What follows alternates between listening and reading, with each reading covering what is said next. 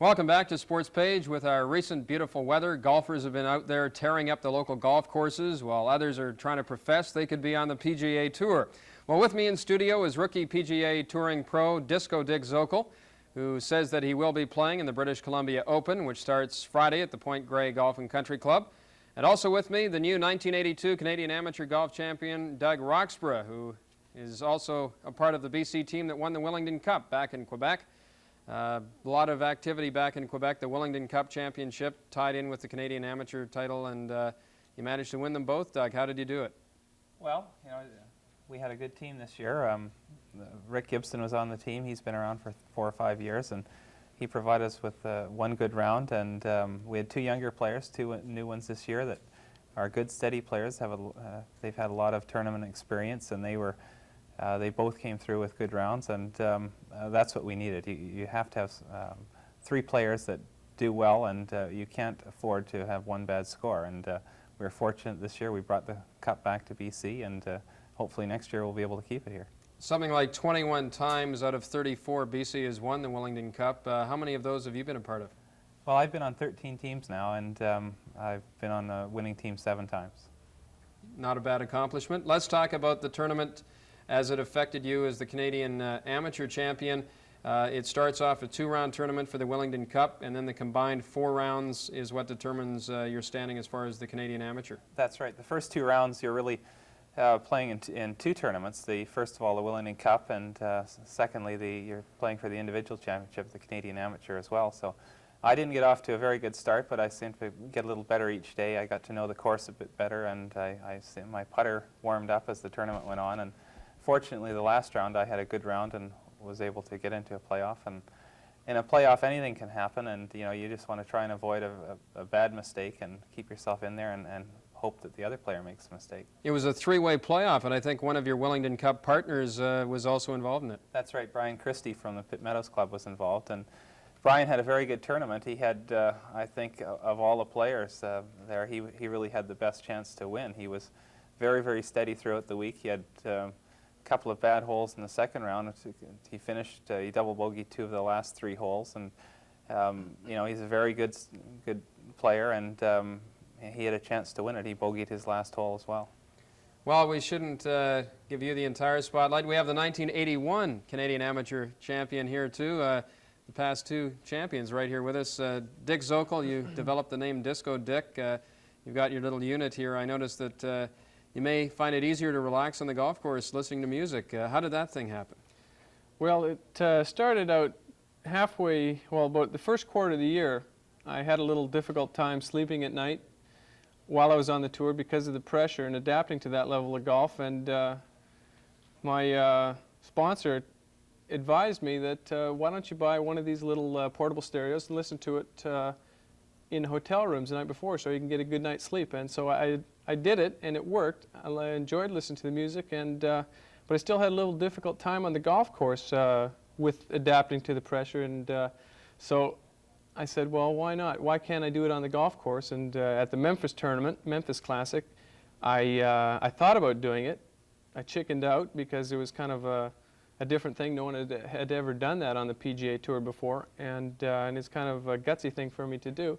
And I chickened out there, and then in Milwaukee I decided, oh, heck with it, I'm going to go ahead and do it, and it worked out very well.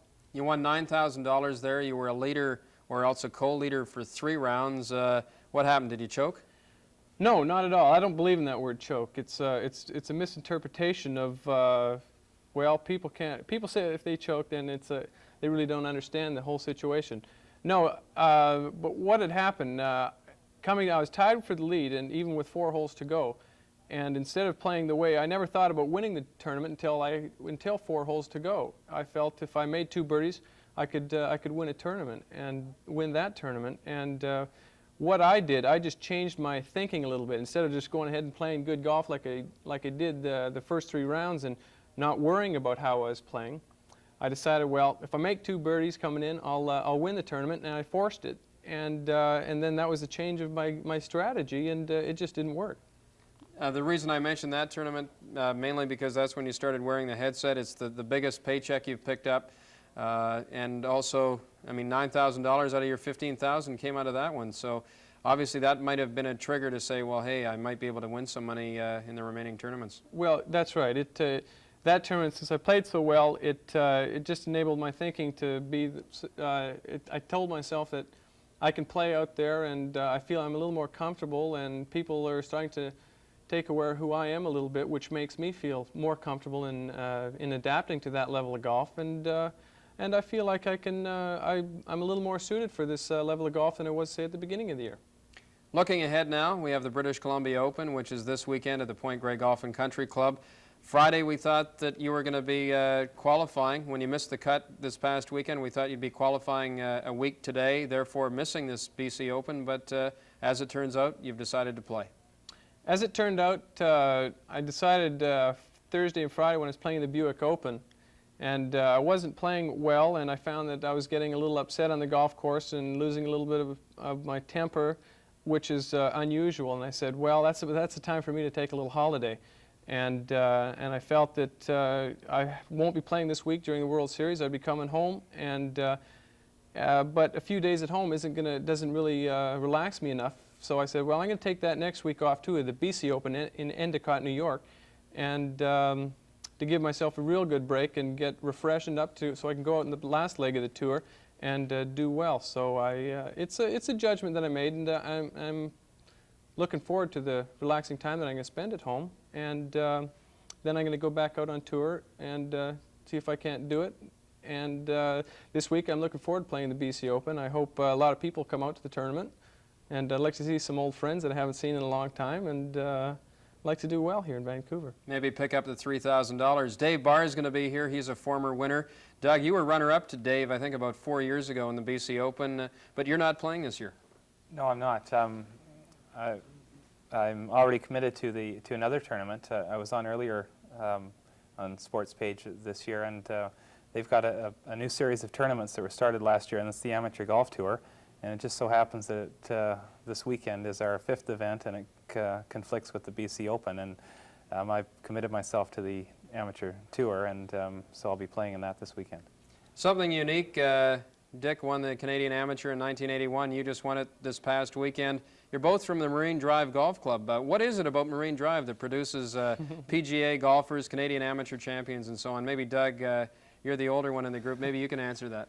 Well, I don't know. It's a tremendous members course. It's not long. It's not a tough course. I think that the members that play there and the juniors that start their games there, they can have some good rounds early in their career, and they can learn to enjoy the game and learn to go out and have a good round of golf. And that's what really keeps them interested. And they're a real good bunch of members, and they support the juniors. They support tournament golf, and it's a great place to play golf.